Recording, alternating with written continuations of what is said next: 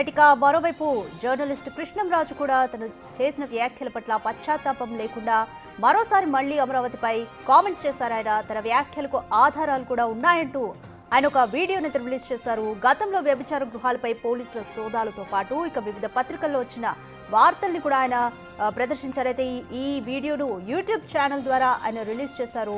దీంతో మరింతగా ప్రజల్ని రెచ్చగొట్టే ప్రయత్నం చేస్తున్నారు కృష్ణరాజు. అసలు ఆ వీడియోలో ఏముందో ఒకసారి చూద్దాం. అనేది రాజధాని, ఎవరికీ సందేహం లేదు. కానీ అమరావతి చుట్టుపక్కల ప్రాంతాలలో ఎయిడ్స్ వ్యాధిగ్రస్తులు అలాగే ఈ సెక్స్ వర్కర్లు ఎక్కువగా ఉన్నారు అనేది ప్రభుత్వానికి కూడా తెలుసు. అయితే అమరావతి చుట్టుపక్కల ప్రాంతాలతో పాటు ఆంధ్రప్రదేశ్లో కూడా సెక్స్ వర్కర్ల సంఖ్య దేశంలోనే అగ్రస్థానం లేదా రెండో స్థానంలో ఉంది.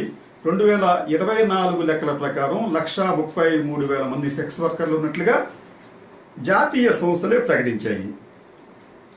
అయితే నేను అమరావతిని మనం పవిత్రంగా ఉంచుకోవాలి, దేవతల రాజధాని కాదు అది మనం అంటున్నాం కాబట్టి అక్కడ ఇటువంటి సామాజిక సమస్యలు ఉంటే వాటిని కూడా నిర్మూలించుకోవాలి అనే ఉద్దేశంతో చేసిన కామెంట్ అనేది అది దుమారంగా మారింది.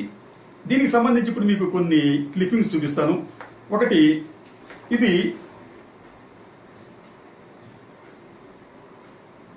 వన్ ఇండియా అనే ఒక పత్రికలో వచ్చిన వార్తది. ఈ వార్త హెడ్డింగ్ ఏమిటంటే, అమరావతి పంచాయతీరాజ్ గెస్ట్ హౌస్లో వ్యభిచారం, బెజవాడ యువతల అరెస్ట్. ఇది ఆ పత్రిక ఇచ్చిన కథనం. ఆ తర్వాత ఇది చాలా ఇంపార్టెంట్ కథనం. ఇది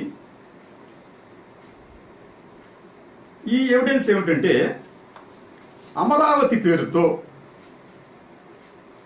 కొన్ని వెబ్సైట్స్ వెలిచాయి.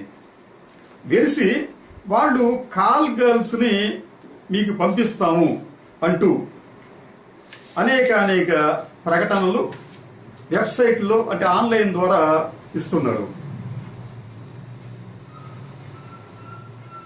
వీటి సారాంశం ఏంటంటే, బుక్కే call girl in Amaravati and escort service 24/7 ఇట్లాగనమాట.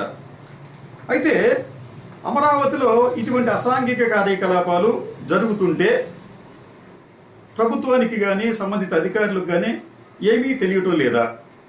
అయితే ఈ అమరావతి అనేది ఎక్కడ అమరావతి? ఆంధ్రప్రదేశ్ అమరావతి లేదా మహారాష్ట్రలో అమరావతి లేదా ఇంకో రాష్ట్రంలో అమరావతి అనేది పక్కన పెడితే, అమరావతి అనేది మనకు దేవతల రాజధానిగా భావిస్తున్నప్పుడు అమరావతి పేరుతో జరుగుతున్న ఇటువంటి అసాంఘిక కార్యకలాపాలను నివారించడానికి ప్రభుత్వాలు ఎందుకు ప్రయత్నించడం లేదు? మూడవ మీకు పేపర్ కటింగ్ ఏంటంటే, ఇది స్వయంగా సాక్షి పత్రికలో వచ్చిన వార్త. ఈ వార్త సారాంశం ఏంటంటే, రాజధాని ప్రాంతంలో హైటెక్ వ్యభిచారం కలకలం రేపుతోంది. హైటెక్ వ్యభిచారంపై పోలీసు వర్గాల నిఘా. ఇది ఎక్కడండి? ఇది రాజధాని ప్రాంతంలో. నేను చెప్పింది ఏంటి? రాజధాని పరిసర ప్రాంతాల్లోని నేను చెప్పాను అక్కడ. తర్వాత ఇది మరో ముఖ్యమైన క్లిప్పింగ్. ఇది డక్కన్ క్రానికల్లో వచ్చింది. ఒకసారి చూడండి. అది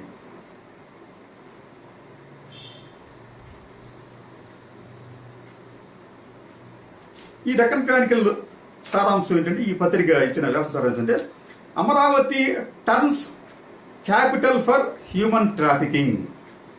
Amaravati turns capital for human trafficking అంటే అమరావతి అనేది మానవ అక్రమ రవాణాకు, మానవ అక్రమం అంటే సహజంగా మహిళల గురించి, అక్రమ రవాణాకు కేంద్రంగా అనలేదండి. క్యాపిటల్, సెంట్రల్ అని చెప్పి అనలేదు. అక్కడ క్యాపిటల్ అన్న మాట వాడారు. అంటే అమరావతి అనేది మానవ అక్రమ రవాణాకు రాజధానిగా మారింది అన్నది ఈ పత్రికలో వచ్చిన వార్త యొక్క సారాంశం. అయితే ఈ వార్త వచ్చినప్పుడు దీనికి సంబంధించి ఎవరూ కూడా ఎటువంటి అబ్జెక్షన్స్ చెప్పలేదు. అమరావతి రాజధానిలో మానవ అక్రమ రవాణా జరుగుతుంది అని చెప్తే ఎవరు అసలు నా గురించి పట్టించుకోలేదు. కానీ నేను ఇంచుమించు అమరావతి పరిసర ప్రాంతాల్లో ఇటువంటి అసాంఘిక కార్యకలాపాలు జరుగుతున్నాయని చెప్పంటే మాత్రం దాని మీద దుమారం చెలరేగింది. అలాగే ఇంకొకటి, ఇది హ్యాన్స్ ఇండియాలో వచ్చిన కథనం.